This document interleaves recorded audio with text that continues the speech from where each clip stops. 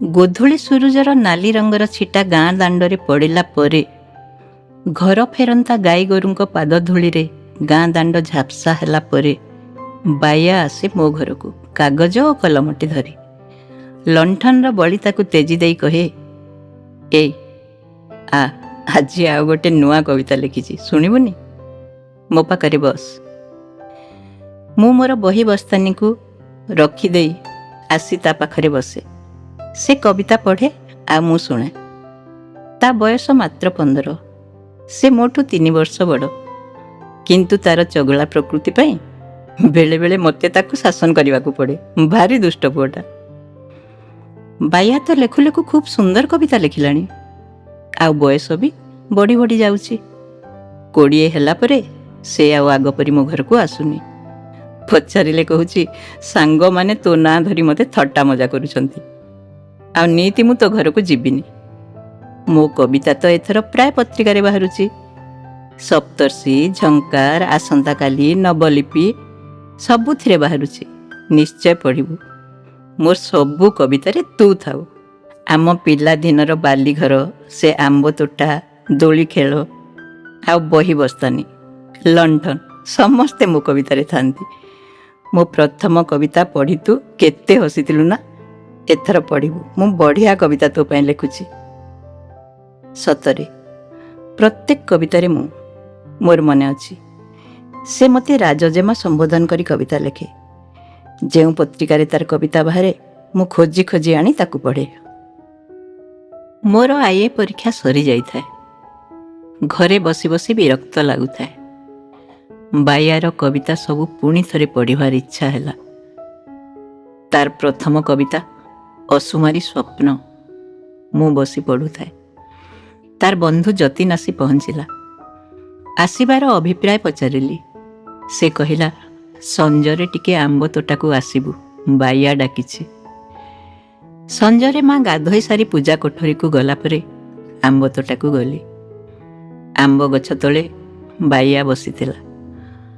ନିଶ ଦାଢ଼ି ବଢ଼ି ଯାଇଥାଏ। ଆଉ ହାଫ୍ ପ୍ୟାଣ୍ଟ ପିନ୍ଧୁନି, ଲୁଙ୍ଗିଟେ ସାର୍ଟଟେ ପିନ୍ଧିଥିଲା। ପାଖକୁ ଗଲି। ବସିବାକୁ କହିଲା। ବସିଲି। ମୋ ନୂଆ କବିତା ପଢ଼ିଲୁ? ତୋ ବିନା? ହାତ ଧରି ପଚାରିଲା ବାୟା। ମୁଣ୍ଡ ହଲାଇ ସମ୍ମତି ଜଣେଇଲି। ତାପରେ କହିଲା, ଜାଣିଛୁ ହୀରା, ତୁ ହିଁ ଏକମାତ୍ର ଝିଅ ଯାହାକୁ ମୁଁ ଆପଣାର କରି ପ୍ରେମ କରେ। ଅନେକ ଦିନ ପୂର୍ବରୁ ତୋ ପ୍ରତି ଏକ ହୃଦୟତା ସୃଷ୍ଟି ହେଇଛି। ତୋ ବିନା ମୋ କବିତାର ମାନେ କିଛି ନାହିଁ। ତୋ ବିନା ମୋ ଆଖିରେ ସ୍ୱପ୍ନ ନାହିଁ।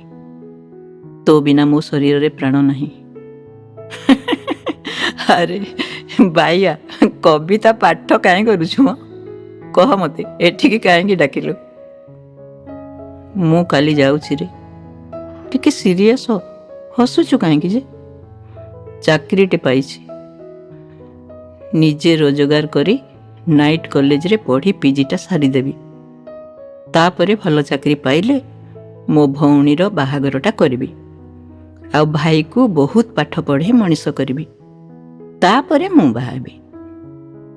ମୋତେ ଅପେକ୍ଷା କରିବୁ ନାହିଁ ରା। ମୁଁ ବାୟା ହାତରୁ ମୋ ହାତକୁ ଭାରି କଷ୍ଟରେ ଆଣିଲି। ସେ ମୋ ହାତ ପାପୁଲିକୁ ଜୋରରେ ଚାପି ଧରିଥିଲା। ସେଇଟା ବୋଧହୁଏ ତାର ପ୍ରଥମ ପ୍ରେମର ପହିଲି ଛୁଆଁ ଥିଲା। କିନ୍ତୁ ମୁଁ ସେତେବେଳେ କ'ଣ ବୁଝୁଥିଲି ଯେ ନିଜେ ବି ଜାଣିପାରୁନଥିଲି। ମୁଁ ଆସୁଛି ବାୟା। ଡେଇଁ ଡେଇଁ ପୁଣି ଚାଲିଗଲି।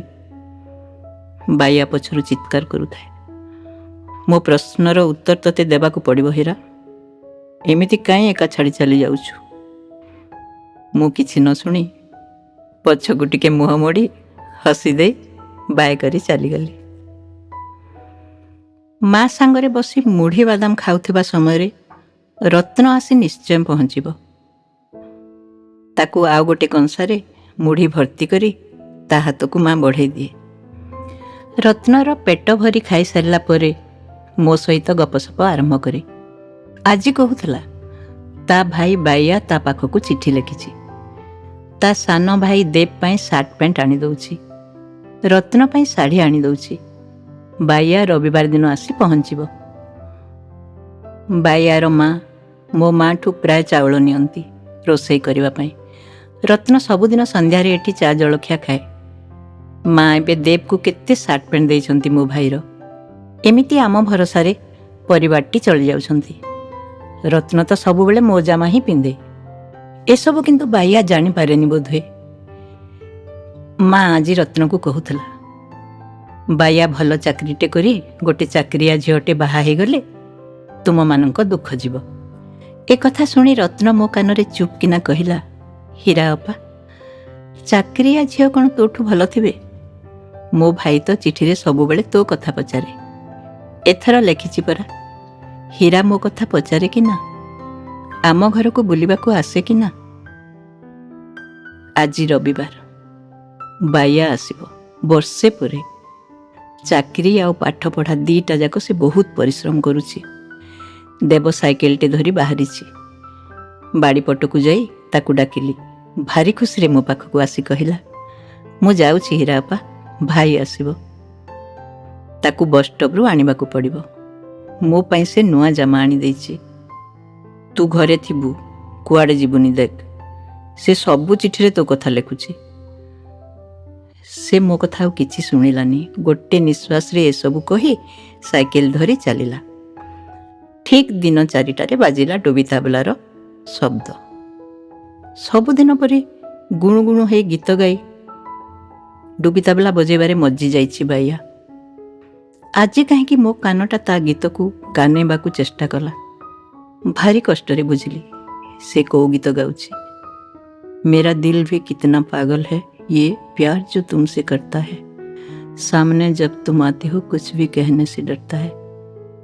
ଆଜି କାହିଁକି ତାର ଗୀତ, ତାର ଡୁବି ତାବଲାର ଧ୍ୱନି ମୋ ଦେହରେ ଏକ ନୂଆ ଶିହରଣ ଆଣିଦେଲା। ତାକୁ ଦେଖିବାର ଇଚ୍ଛା ହେଲା, ତା ପାଖରେ ବସିବାର ଇଚ୍ଛା ହେଲା। ହୀରା, ବାଇଆ ଆସିଲା ବୋଧେ, ଡୁବି ତାବଲା ବାଜିଲାଣି। ମା ଖୁସିରେ କହିଲା, ଯା ଯା ଯା, ବାଇଗଣ ପକୁଡ଼ି କର, ମୁଁ ବାଇଆକୁ ଡାକି ଦେଉଛି। ବର୍ଷେ ପରେ ଆସିଛି। ତୋ ହାତର ବାଇଗଣ ପକୁଡ଼ି ତାକୁ ବହୁତ ଭଲ ଲାଗେ। ମୁଁ ରୋଷେଇ ଘରେ ପକୁଡ଼ି କରୁଛି। ବାରଣ୍ଡାରେ ମା ଓ ବାଇଆ।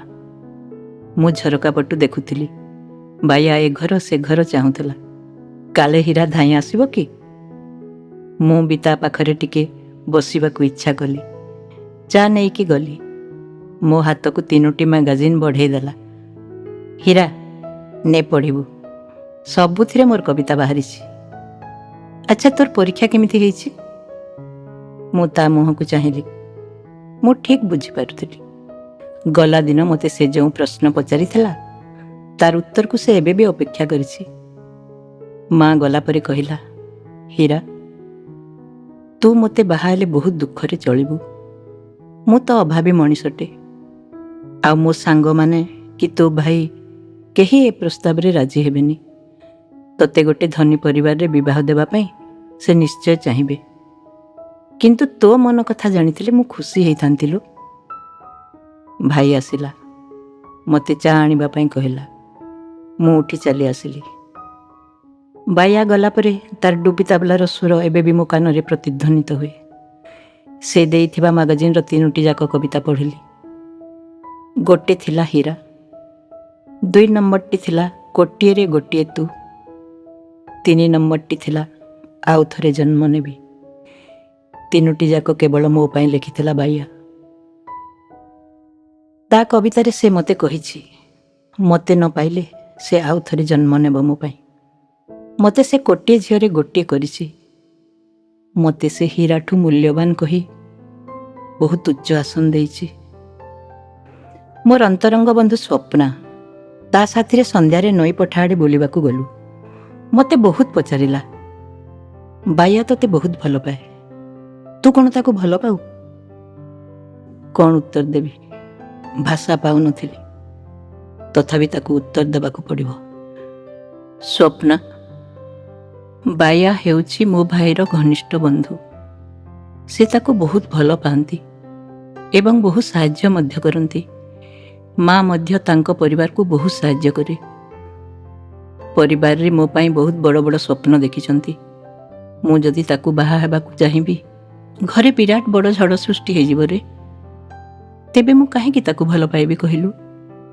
ମୁଁ ଭଲ ପାଏ ତାର ବ୍ୟକ୍ତିତ୍ୱକୁ, ତାର ଲେଖନୀକୁ, ଆଉ ତାର ଗାମ୍ଭୀର୍ଯ୍ୟପୂର୍ଣ୍ଣ ଭାବଭଙ୍ଗୀକୁ। ସ୍ୱପ୍ନା ମୋ ହାତକୁ ଚାପି ଧରି କହିଲା, ଆଜି ରାତିରେ ଶୋଇଲା ବେଳେ ତୋ ମନକୁ ପଚାରି ବୁଝିବୁ ତ, ତୁ ବାୟାକୁ ବୋଲି ଅନ୍ୟଠି ସଂସାର କରି କ'ଣ ସୁଖରେ ରହିପାରିବୁ? ସେ ତ ତୋ ପାଇଁ ପାଗଳ।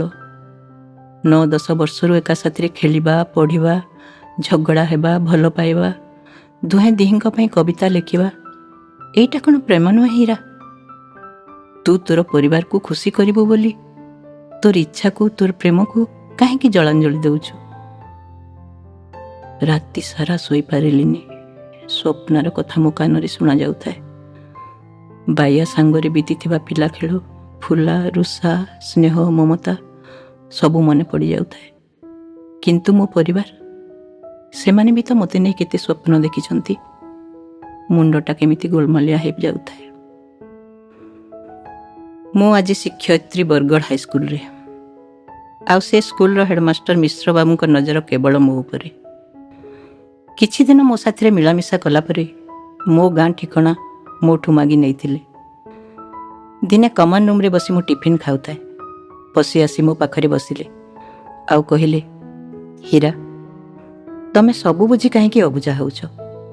ମୁଁ ତୁମ ଘରକୁ ଯାଇ କଥାବାର୍ତ୍ତା ହେଇ ଆସିଛି।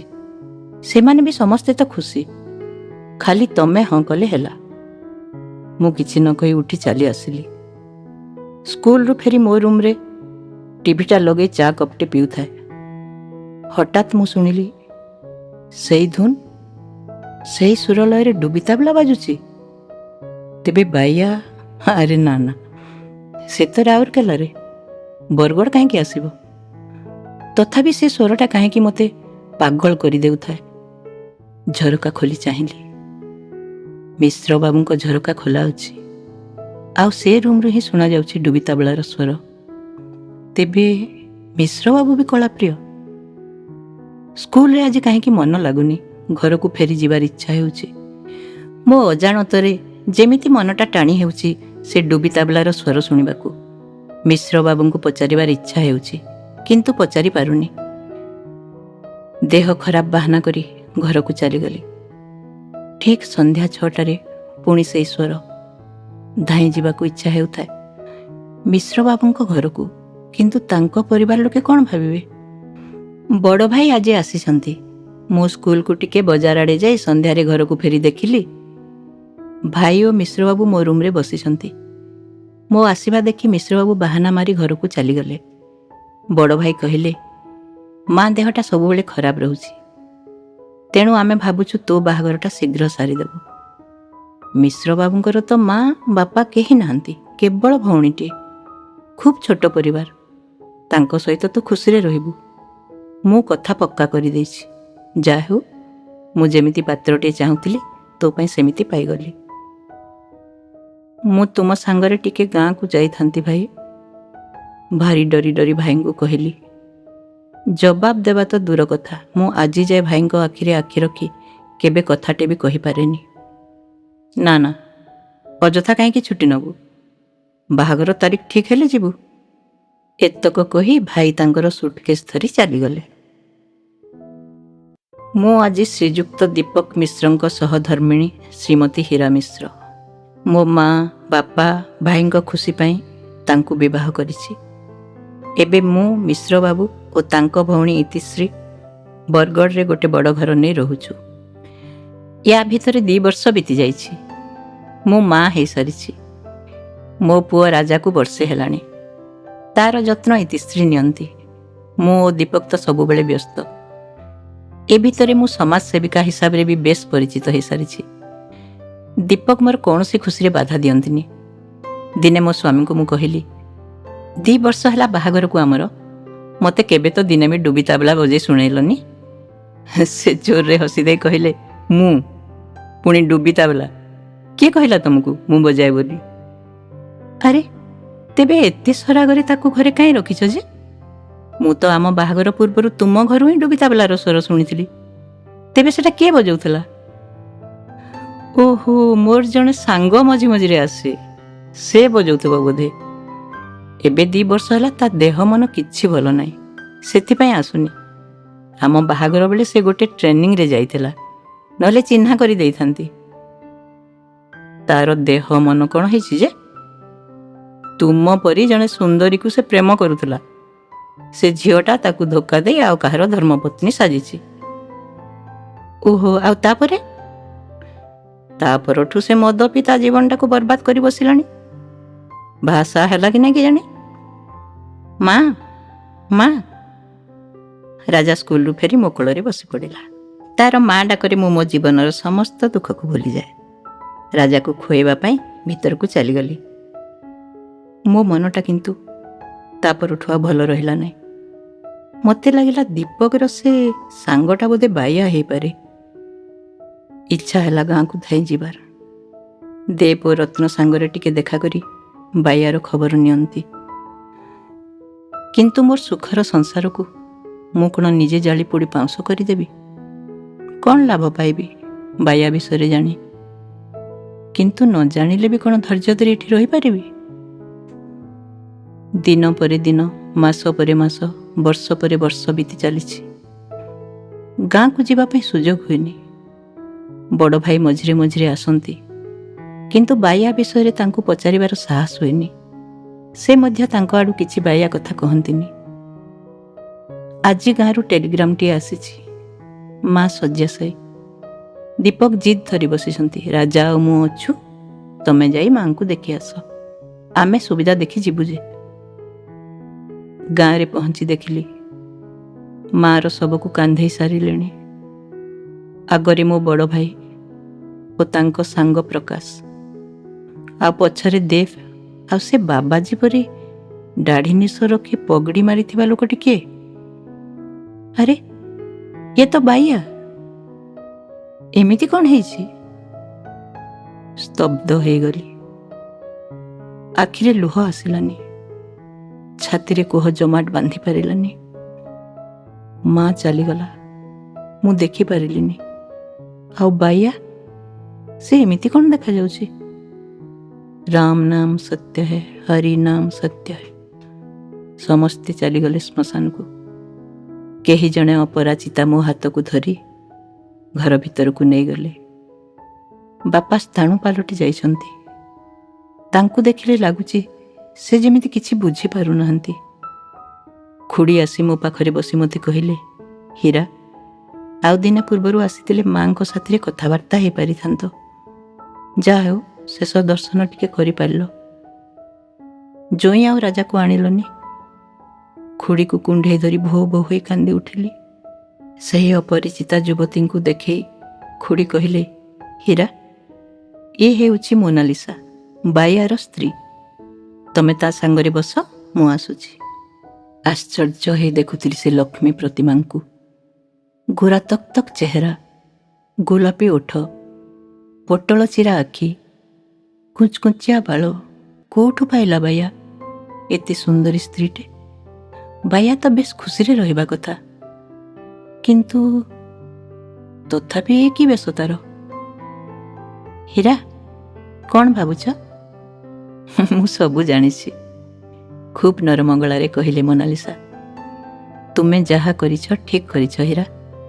ତମେ କେବେ ବି ବାଇଆ ସାଥିରେ ଖୁସିରେ ରହିପାରିନଥାନ୍ତ। ସେ ଖୁବ୍ ମଦ ପିଅନ୍ତି। କେତେଥର ତାଙ୍କ ଚାକିରି ଯିବା ଉପରେ ବସିଲାଣି। ମୁଁ ଥରକୁ ଥର ତାଙ୍କ ଅଫିସରଙ୍କୁ ଯାଇ ନେହୁରା ହେଇ ତାଙ୍କ ଚାକିରିଟା ବଞ୍ଚେଇକି ରଖିଛି। ତାଙ୍କ ପରିବାର ଲୋକ, ସାଙ୍ଗ, ସାଥୀ ବାଧ୍ୟ କଲି ବୋଲି ସେ ମୋତେ ବାହା ହେଲେ ସିନା, କିନ୍ତୁ ଏବେ ବି ସେ ତୁମକୁ ଭୁଲି ନାହାନ୍ତି। ମୁଁ ଭାବୁଛି ହୀରା, ସେ ତୁମ କଥା ନିଶ୍ଚୟ ରଖିବେ। ତୁମେ ତାଙ୍କୁ ଥରେ ବୁଝାଇ କୁହ, ମଦ ପିଇବା ଛାଡ଼ି ଚାକିରି ଆଉ ସଂସାରରେ ଟିକେ ମନ ଦିଅନ୍ତୁ। ମାଙ୍କ ମୃତ୍ୟୁରେ ତ ଯାହା ଦୁଃଖ ଲାଗୁଥିଲା, କିନ୍ତୁ ତାଠୁ ବେଶୀ ଦୁଃଖ ଲାଗିଲା ମୋତେ ବାଇଆ କଥା ଶୁଣି। ସେ ତ ମରି ମରି ବଞ୍ଚିଛି। ମୁଁ ମୋ ସ୍ୱାମୀ ସନ୍ତାନକୁ ନେଇ ଶାନ୍ତିରେ ସୁଖର ସଂସାରଟିଏ ତ କରିଛି, ହେଲେ ବାଇଆ ଏତେ ସୁନ୍ଦରୀ ସ୍ତ୍ରୀଟେ ପାଇ ମଧ୍ୟ ସଂସାର ପ୍ରତି ଆଗ୍ରହ ନାହିଁ। ଦୁଃଖରେ ମନଟା ମୋର ଆଉଟୁ ପାଉଟୁ ହେଇଯାଉଥାଏ। ରତ୍ନ ଆସି ମୋତେ କୁଣ୍ଢେଇ ଧରି ଭୋ ଭୋ ହୋଇ କାନ୍ଦୁଛି। ଦେବ ଶ୍ମଶାନରୁ ଫେରି ମୁହଁ ଶୁଖେଇ ଚୁପଚାପ ବସି ମୋ ଆଡ଼କୁ ଚାହିଁଛି। ଆଉ ବାଇଆ, ସେ କୁଆଡ଼େ ଗଲା? ହୀରା, ତୁ ଆସିଗଲୁ? ଚମକି ପଡ଼ି ପଛକୁ ଚାହିଁଲି। ବାଇୟା ଶ୍ମଶାନରୁ ଫେରି ଭାଟିକୁ ସିଧା ଯାଇ ପେଟେ ମଦ ପିଇକି ଆସିଛି। ଟଳି ପଡ଼ୁଛି, ଆଖି ଦିଟା ପୁରା ଲାଲ। ମୋନାଲିସା ବାଇୟାର ହାତ ଧରି ଟାଣି ଟାଣି ତା ଘରକୁ ନେଇଗଲା। ରତ୍ନ ଓ ଦେବ ମୋତେ କୁଣ୍ଢେଇ ବହୁତ କାନ୍ଦିଲେ। ବିନତି କରି କହିଲେ, ଭାଇକୁ ବୁଝା ହୀରା ନାନୀ, ତୁ ବାହା ହେଲା ପରଠୁ ସେ ସବୁବେଳେ ମଦ ଖାଉଛି। ତୁ କହିଲେ ସେ ନିଶ୍ଚୟ ମଦ ଛାଡ଼ିଦେବ। ଗୋଟେ ସୁନ୍ଦର ସକାଳ। ମୁଁ ସେଜରୁ ଉଠୁ ଉଠୁ ରାଜା ଆଉ ଦୀପକର ମୁହଁ ଦେଖିଲି। ଯାହା ହେଉ, ସମୟ ବାହାର କରି ଦୀପକ ମାଆର ଶ୍ରାଦ୍ଧରେ ଆସିଲେ। ରାଜା ଆସି ମୋତେ କୁଣ୍ଢେଇ ଧରିଲା। ବଡ଼ ଭାଇ ଆସି ମୋ ବିଛଣାରେ ବସିଲେ। କହିଲେ, ହୀରା, ଆଜି ଯେମିତି ଖାଇବା ପିଇବାରେ ସମସ୍ତେ ଖୁସି ହେଇ ଆମ ଘରୁ ଫେରିବେ, ଟିକେ ଜଗିବୁ। ମାଆର ଆତ୍ମା ଶାନ୍ତି ପାଉ। ଯା, ଶୀଘ୍ର ରେଡ଼ି ହେଇଯା।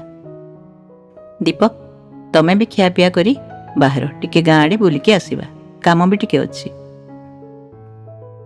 ଦିନ 12ଟା। ସମସ୍ତେ ଖାଇ ବସିଛନ୍ତି। ରୋଷେଇଶାଳାକୁ ମିଠା ଆଣିବା ପାଇଁ ମୁଁ ଗଲି। ବାଇୟା ସୁନା ପିଲା ହେଇ ଖଟା ବାଲ୍ଟିଟେ ଧରି ବାହାରୁଥିଲା। ମୋତେ ଦେଖି ଟିକେ ରହିଗଲା। ମୁଁ ହାତ ଯୋଡ଼ି କହିଲି, ବାଇୟା, ତୁ ଏମିତି ସୁନା ପିଲା ହେଇ ସବୁବେଳେ ଥିବୁ, ଆଉ ମଦ ପିଇବୁନି। କେତେ ସୁନ୍ଦରୀ ଝିଅଟେ ପାଇଛୁ, କେତେ ସୁନ୍ଦର ଚାକିରିଟେ ପାଇଛୁ। ରତ୍ନର ବାହାଘର କର, ଦେବକୁ ଆହୁରି ପାଠ ପଢ଼ାଇ ମଣିଷ କର। ଆଉ ମୁଁ ତୋ ଗୋଡ଼ ଧରୁଛି ବାଇୟା, ମଦ ଛାଡ଼ିଦେ। ଆଚ୍ଛା, ତୁ କହ ତ ବାଇୟା, ମୋତେ କେତେ ଭଲ ପାଉ? ମୁଁ ତୋତେ ବହୁତ ଭଲ ପାଏ ହୀରା। ତୁ ସୁଖରେ ଥା, ସେଇଆ ହିଁ ମୋର ଖୁସି।